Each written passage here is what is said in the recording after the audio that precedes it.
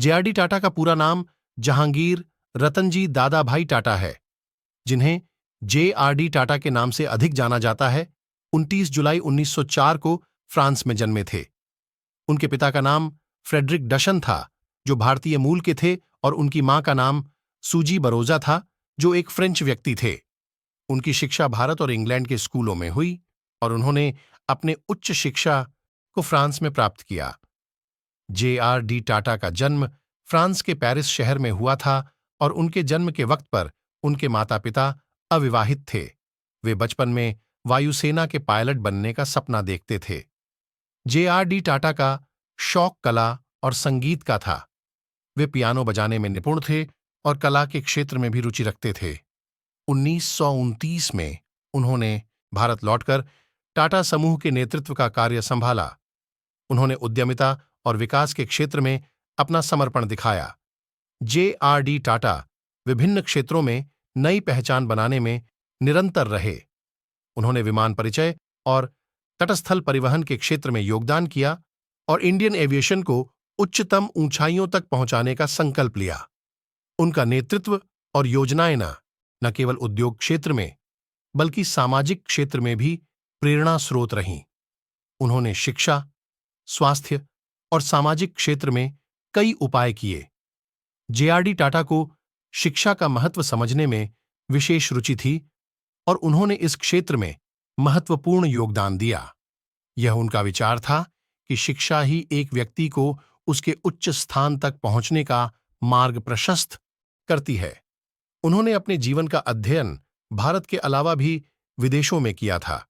उनका विद्यार्थी जीवन का एक महत्वपूर्ण दौर लंदन स्कूल ऑफ इकोनॉमिक्स में गुजरा था, जहां से उन्होंने सन 1925 में तालीम पूरी की थी।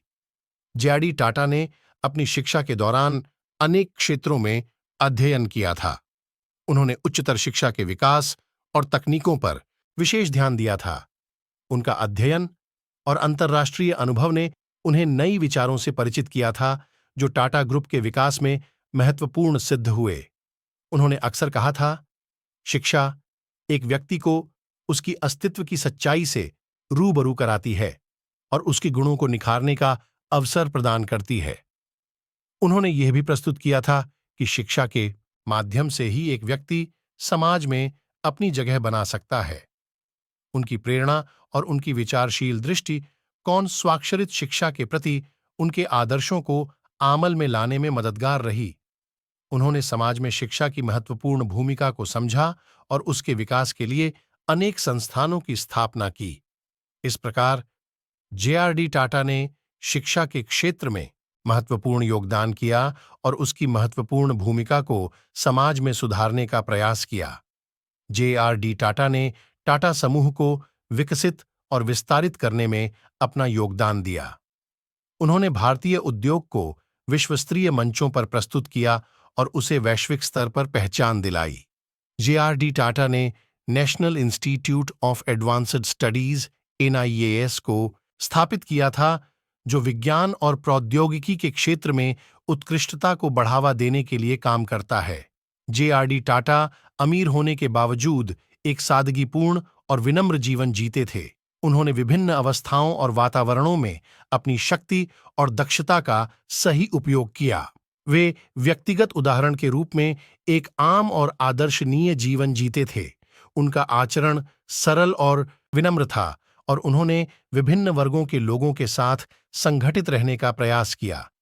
वे विभिन्न समाज और सांस्कृतिक आयामों का सम्मान करते थे और सामूहिक समृद्धि के लिए अपने उद्योगों के विकास में सहायक बने। जेआरडी टाटा भारतीय उद्यमिता और फिलैंथ्रोपिस्ट थे। उन्होंने भारतीय उद्यमिता जनरेशन के लिए एक प्रेरणा स्रोत के रूप में कार्य किया। जेआरडी टाटा ने टाटा समूह को विकसित और विस्तारित करने में अपना योगदान दिया। उन्होंने भारतीय उद्योग को विश्वस्तरीय मंचों पर प्रस्तुत किया और उसे वैश्विक स्तर पर पहचान दिलाई। जेआरडी टाटा ने national institute of advanced studies (NIAS) को स्थापित किया था, जो विज्ञान और प्रौद्योगिकी के क्षेत्र में उत्कृष्टता को बढ़ावा देने के लिए काम करता है। उन्होंने एयर इंडिया को बनाने में अपना योगदान दिया और भारतीय वायुसेवा को प्रस्तुत किया। उन्होंने भारत की पहली एयरलाइन बनाई और उसके नाटकीय विस्तार की देखरेख की। उन्होंने भारत में इस्पात, इंजीनियरिंग, होटल, वायुयान और अन्य उद्योगों के विकास में महत्वपूर्ण भूमिका निभाई थे। उन्होंने 1904 में फ्रेंच नागरिक रूथ मैरी डॉसी से विवाह किया था। यह एक व्यक्तिगत चुनौती रही, क्योंकि उनके इस निर्णय को परिवार की दृष्टि से स्वीकार नहीं किया गया था। जे.आर.डी. टाटा के और मैरी डॉसी के बीच व्यक्तिगत जीवन में कई चुनौतियां थीं, लेकिन वे एक दूसरे के साथ खुश रहे और साथी बने रहे। उनके बीच विश्वास, समर्थन और समर्पण की एक मजबूत रिश्ता था। 1942 में भारत में स्वतंत्रता आंदोलन छिड़ रहा था। जे.आर.डी. टाटा ने अपने उद्योगों को भारतीय स्वतंत्रता संग्राम का समर्थन करने के लिए बड़े खतरे में डाल दिया था। वे ब्रिटिश सरकार से स्पष्ट रूप से अलग हो गए और अपने उद्योगों का प्रबंधन भारतीय नेताओं को सौंप दिया। जे.आर.डी. टाटा समूह के पूर्व अध्यक्ष थे। उन्होंने भारत सरकार के लिए विभिन्न पदों पर काम किया और देश के सामर्थ्य नेता के रूप में भी सेवाएं दी। वह 53 साल तक टाटा सन्स के चेयरमैन रहे और उन्हें इस ग्रुप का सबसे सफल चेयरमैन माना जाता है। उन्हें 1992 में भारत रत्न से सम्मानित किया गया था। जे.एस.आर.डी. टाटा ने 1991 में भारत सरकार से भारतीय नागरिकता से विशिष्ट असाधारण योगदान के लिए उन्हें भारत रत्न सम्मानित किया। वह देश के एकमात्र उद्योगपति हैं जिन्हें भारत रत्न मिला है। आज भारत में टाटा समूह ने सैकड़ों जनहित काम किए हैं। गरीब कैंसर पीड़ित रोगियों के लिए टाटा कैंसर अस्पताल मुंबई में और विशेषकर गरीब कैंसर पीड़ित रोगियों के लिए एक सोसाइटी बनाई जो इन गरीब रोगियों की देखभाल करती है। इस सोसाइटी का नाम इंडियन कैंसर सोसाइटी है। उसके अलावा टाटा समूह बड़े ट्रक से लेकर आर्मी के लिए बड़ी गाड़ियां, साधारण जनता के लिए सस्ती टाटा यूनो, अमीरों के लिए टाटा सफारी गाड़ी, बैटरी चालित टाटा नेक्सॉन, वंदे भारत ट्रेन के लिए स्टील निर्मित ट्रेन के डब्बे और भी अनगिनत उत्पादन कर और होशियार और गरीब विद्यार्थियों को स्कॉलरशिप देकर कई लाखों लोगों को रोजगार देने का बड़ा ही राष्ट्रहित का काम कर रही है। ऐसे महान व्यक्ति पर हम सभी भारतीयों को अभिमान है। जे.आर.डी. टाटा अमर है।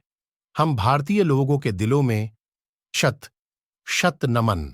अगर आपको हमारा ये वीडियो अच्छा लगा हो तो कृपया लाइक करें, सब्सक्राइब करें और शेयर करें। घंटे के बटन को दबाने से आपको हमारा अगला वीडियो भेजने में हमें सहायता मिलेगी। आपका दिन शुभ हो। धन्यवाद।